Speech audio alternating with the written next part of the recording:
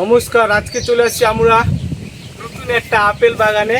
এখন কিভাবে বাগানের চাষ হয় না হয় সব কিছু বলবো ভিতরে গিয়ে। তাহলে চলুন ভিতরে আপনাদের দেখানো যাক। এই যে আপনাদের সামনে আপেল, আপেল হারভেস্ট করলাম। এই যে আপেল খেতে এসে আমাকে খুবই ভালো লাগলো। অনেক দিন ধরে আপেল খেতে আসার খুবই ইচ্ছা ছিল। ফাইনালি আপেল খেতে চলে আসছি। আপেল হারভেস্ট করলাম। কীরকম টেস্ট আপনাদের বলবো। ও গাইস, অনেক সুস্বাদু, অনেক মিষ্টি এবং কি খুবই ভালো। আপনারা যদি কেউ আসতে চান, আমি ভিডিওর ডিসক্রিপশন বক্সে লিঙ্ক দিয়ে দেবো, আপনারাও আসতে পারেন। আমি চলে আসলাম ব্যাঙ্গালোরে। আপেল চাষের জন্য উপযুক্ত জলবায়ু ঠান্ডা আবহাওয়া সবচেয়ে উপযোগী। সাধারণত 7 ডিগ্রি থেকে 24 ডিগ্রি তাপমাত্রা ভালো। পাহাড়ি এলাকায় যেমন হিমাচল প্রদেশ, জম্মু ও কাশ্মীর, উত্তরাখণ্ড বেশি চাষ হয়। চারা নির্বাচন, উন্নত মানের গ্রাফটেড কলম চারা ব্যবহার করবেন। আপনার জায়গা অনুসারে কোন ভ্যারাইটিসের চারা আপনার এলাকায় লাগালে আপনি খুবই একটা লাভজনক হবেন, সেই ব্যাপারে কিন্তু একটা আপনাকে ধারণা আগে থেকেই নিতে লাগবে, না হলে কিন্তু হবে না। চারা রোপণ করার সঠিক সময় যেটা হচ্ছে বর্ষার আগে বা শীতের মৌসুমে লাগানো খুবই ভালো। গাছ থেকে গাছের দূরত্ব বর্তমানে আপনাকে 12 থেকে 15 ফিট রাখতে লাগবে। যেহেতু আমি এই বাগানে আসছি, এই বাগানের মধ্যে কিন্তু গাছ থেকে গাছের দূরত্ব 12 থেকে 15 ফিট রাখানো হয়েছে এবং সারি থেকে সারির দূরত্ব সেম 12 থেকে 15 ফিট রাখানো হয়েছে। আপেল চাষটা কিন্তু সাধারণত 7 থেকে 24 ডিগ্রি তাপমাত্রায় খুবই ভালো হয়, কিন্তু আমি এখন বর্তমানে ব্যাঙ্গালোরে যে জায়গায় আছি, এই জায়গায় বর্তমানে যা তাপমাত্রা আছে 40 ডিগ্রি তাপমাত্রা আছে। এই 40 ডিগ্রি তাপমাত্রার মধ্যে কত সুন্দর আপেল চাষ হয় এটা শুধু নির্ভর করে আপনার ভ্যারাইটিসের ওপর, যে আপনি কোন ভ্যারাইটিসে আপনি আপেল চাষটা করতেছেন, এবং কি গাছের গোড়া আগাছা মুক্ত রাখার চেষ্টা করবেন।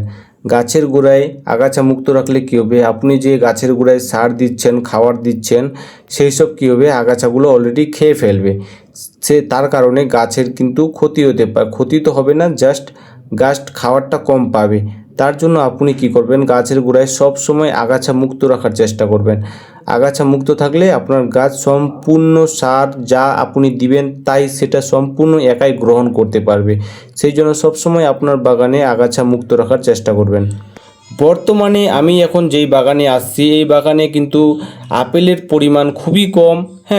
কারণ আমি অফ সিজনে আসছি এবং নেক্সট কিছু মাস পরে আমি আবার এই বাগানে আসব এবং আপনাদেরকে দেখাবো কি এই বাগানে গাছের মধ্যে কি রকমের ফল থাকে। এবং আপনারা অবশ্যই আমার চ্যানেলটিকে সাবস্ক্রাইব করে আমার পাশে থাকবেন।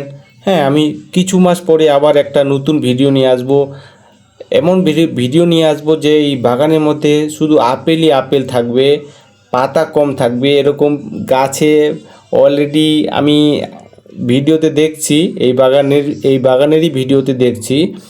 আমি এখন অফ সিজনে চলে আসছি, তার কারণে গাছের মধ্যে ফলের সংখ্যা অনেকটাই কমে গেছে এবং অফ সিজনে আসছি, এটা জলের ব্যবস্থা করানো হয়েছে। ঠিক আমি 2-3 মাস পরে আবার আসবো।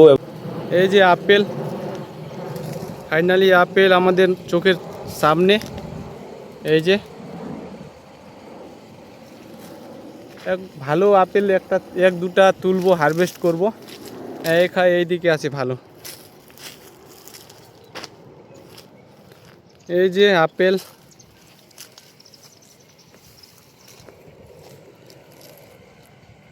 আমি হারভেস্ট করলাম একটা, মানে আপেলের সাইজ একটু ছোট ছোট। দুটা আপেল হারভেস্ট করলাম অলরেডি।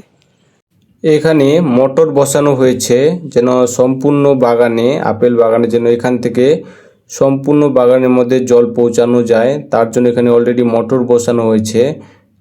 ঠিক বাগানের মিডিলে আছে এই মোটরটা বসানো। চারপাশে শুধু আপেল গাছ আর গাছ, ঠিক পোর্শনে এবং ঠিক মিডিলে এই আপেলের। যে কোনো ফলের সাইজ বড় করার জন্য একটি সহজ উপায় হচ্ছে আপনাকে 2-3টা ভ্যারাইটিসের গাছ আপনার বাগানে লাগাতে লাগবে। কারণ মৌমাছি যখন এক ফুল থেকে আরেক ফুল যাবে তখন এক ভ্যারাইটিস থেকে আরেক ভ্যারাইটিসের মধ্যে যে যখন পরাগ রেণু হবে, সেই ক্ষেত্রে কী হবে, আপনার যে গাছের যে ফলের সাইজটা কিন্তু বড় হবে। এটা কিন্তু সবসময় আপনার মাথায় থাকতে লাগবে। কৃষকদের বলতেছি, আপেল চাষ করার জন্য আপনাকে জলের ব্যবস্থা খুবই ভালো রাখতে হবে এবং আপনার গাছের গোড়ায় যেন জল দাঁড়াইতে না পারে সেই দিকে আপনাকে লক্ষ্য রাখতে লাগবে। এবং গাছের গোড়ায় হালকাভাবে এরকম করে যেন জল আসে আপনাকে সেটা ধ্যান রাখতে লাগবে। এবং গাছের যে মাটির যে পিএইচটা আপনাকে রাখতে লাগবে 5.5 নাহলে 6.5 হওয়া উচিত। ওর থেকে বেশি মানে গাছের গোড়ায় যদি জল বা মাটির মধ্যে যদি পিএইচ মাত্রা বেড়ে যায় তাহলে কিন্তু আপনার গাছের ক্ষতি হতে পারে। সঠিক জাত নির্বাচন, ভালো পরিচর্যা এবং সময় মতো সার সেচ দিলে আপেল চাষ থেকে ভালো লাভ করা সম্ভব। ভিডিওটি যদি আপনার ভালো লাগে তাহলে লাইক, শেয়ার এবং সাবস্ক্রাইব করতে ভুলবেন না। নতুন কৃষি ভিডিও সবার আগে দেখতে পাশে থাকুন এবং বেল আইকনে ক্লিক করুন। ধন্যবাদ। আবার দেখা হবে জগৎ কৃষির নতুন একটি ভিডিওতে।